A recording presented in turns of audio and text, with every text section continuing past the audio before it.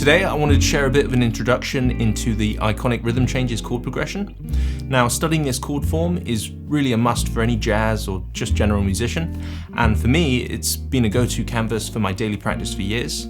It serves as a great way to measure my progress based on how comfortable it feels to naturally and authentically improvise over the harmony.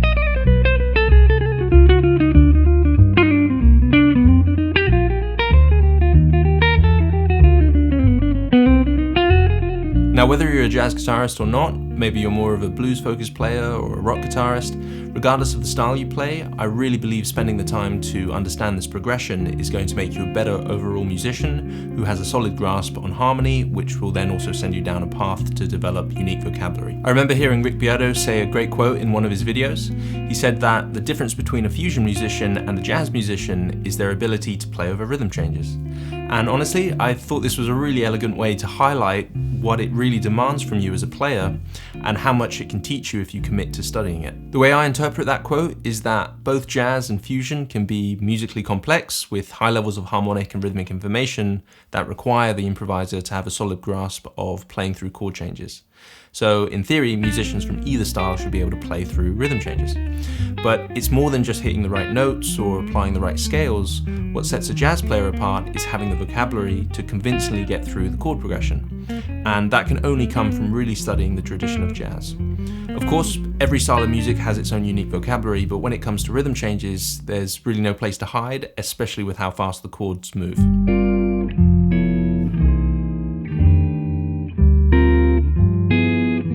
Alright, let's dive in. Everything I'll be sharing in this video comes from a set of written material I put together to analyze the harmony and common substitutions in rhythm changes. And just like the PDFs, this video is going to be split up into two parts where we first break down the A section, and then in the next video we'll be looking at the bridge or B section. All the examples you hear throughout the video are written out in detail, so be sure to follow along with the PDFs for the exact chord voicings and phrases which I will be demoing. Let's get into the lesson.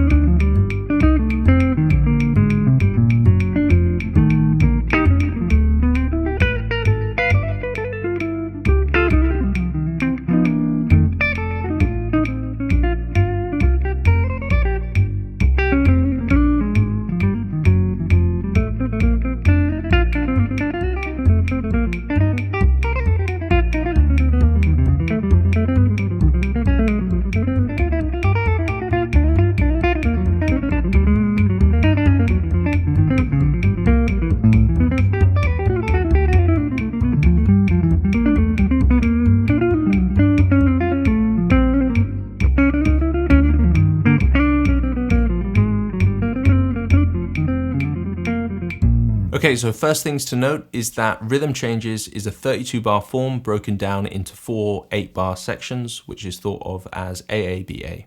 So 2 A sections, a bridge or B section, and then a final A section. Most often this chord progression is played in the key of B flat major. Starting with the basic harmony and explaining any non-diatonic chords, the A sections are 8 bars long and consists of consecutive 1-6-2-5 chord movements. There is a 2-5 cadence to the 4 chord from bar 5 to bar 6, where a sharp 4 diminished function is used to move back to the 1 chord on bar 7, to then finish with another 1-6-2-5 if we're on the first A section, as that will bring us back to the top for the second A.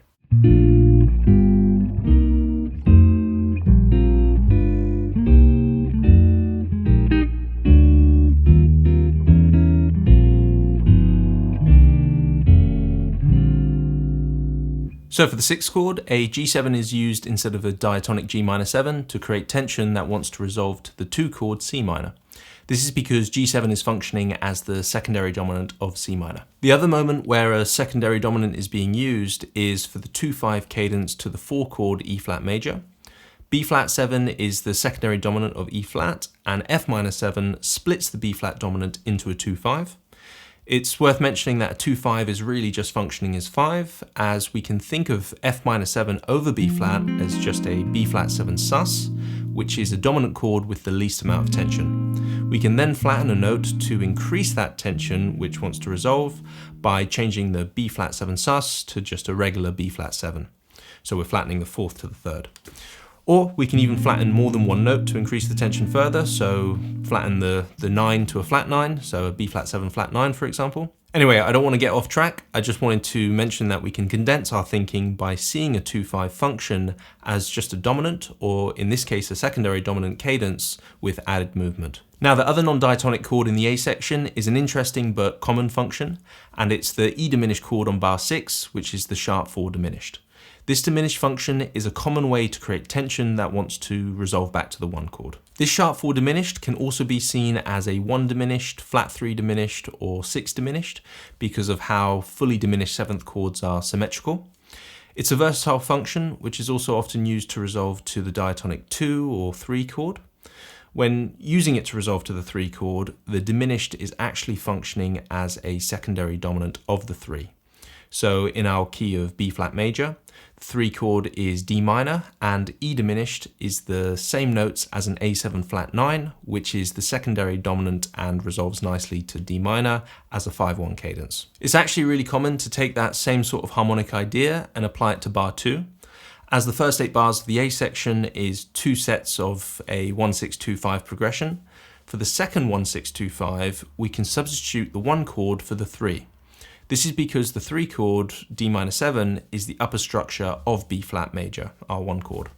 So it can be used as a similar function of being a sort of tonic destination, and this will turn the progression into a 3-6-2-5. So now for bar 2, we can replace the F7 with the secondary dominant of D minor, which would be A7.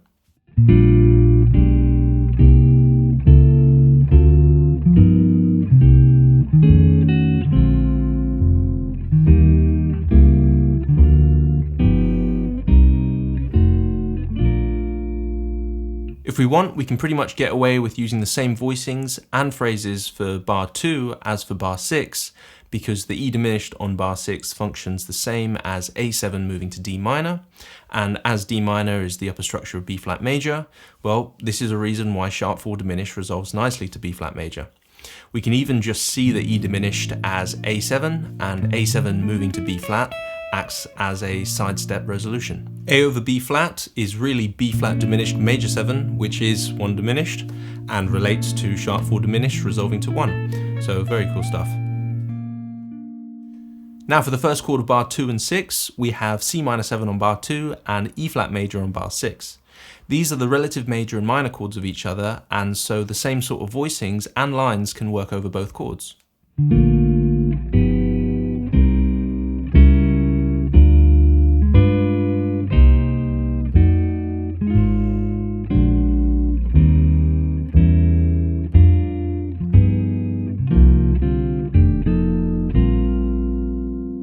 So as you heard there, I used the same harmony or voicings for both bar 2 and 6. We can do it with single note phrases too.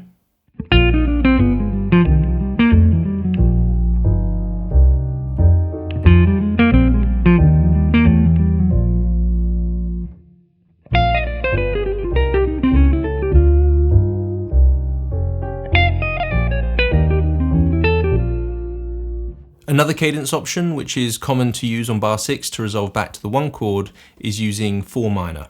So instead of bar 6 being the 4 chord moving to sharp 4 diminished to B flat, we can instead go from the 4 chord to 4 minor and then resolve to B flat. That would be E flat major 7 to E flat minor major 7 going to B flat.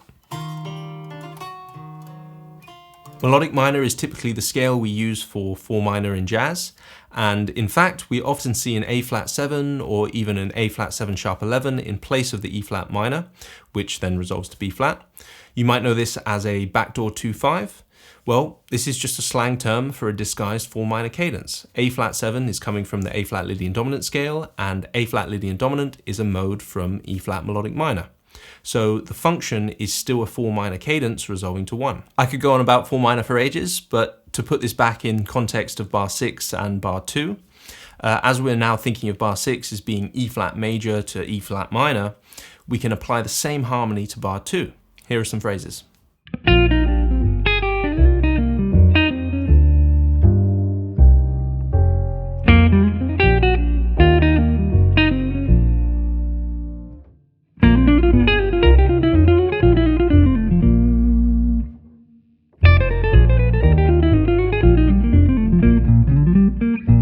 So over bar 2, which is usually C minor to F7, we can play lines based on E flat major to E flat melodic minor here, because E flat is the relative major of C minor, and playing E flat melodic minor over F7 implies a F13 sus flat 9, which comes from the F Phrygian natural 6, which is the second mode of E flat melodic minor.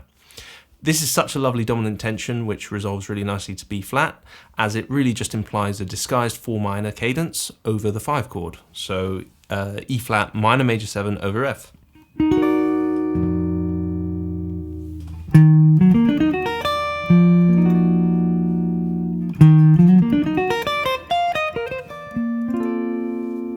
Okay, so moving on to some other very common substitutions that are often used over rhythm changes. Let's take a look at using the tritone substitution. This is something we can do when we have a dominant which is functioning as a 5 chord, and it's where we put the tritone or flat fifth in the bass. So if we have F7 resolving to B flat, we could put a B in the bass of the F7. This creates voice leading in the bass because dominant 7th flat 5 chords are symmetrical and share the same notes as another dominant 7th flat 5 chord a tritone away.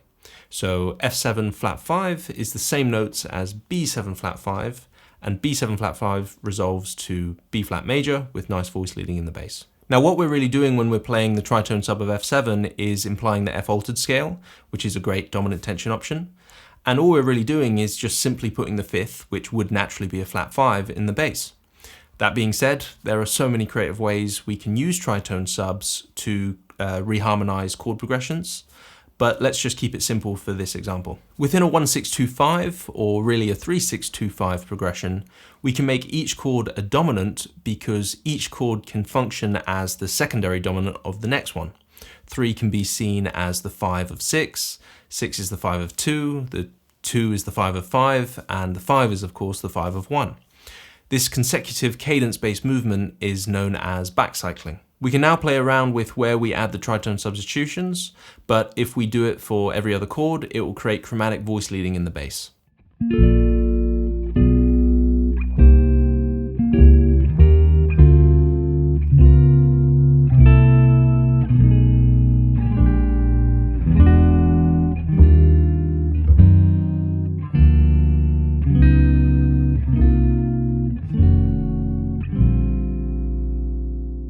So that gives us more options to create interesting chord movements and add additional tension. Here are some more voicing examples from the written PDF, which use the harmonic concepts we've covered so far.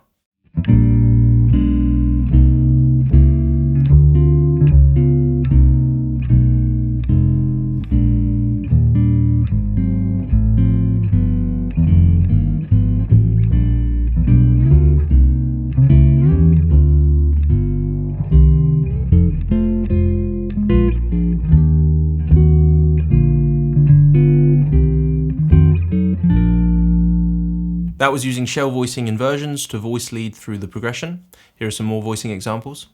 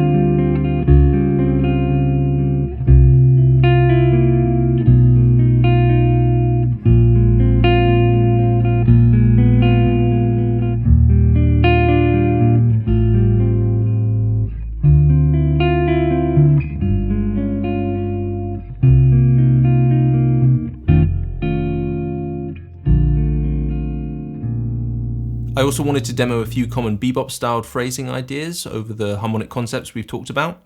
These examples are all written out and analysed on the PDF, so if you want to dig a little deeper or follow along more closely, definitely check that out.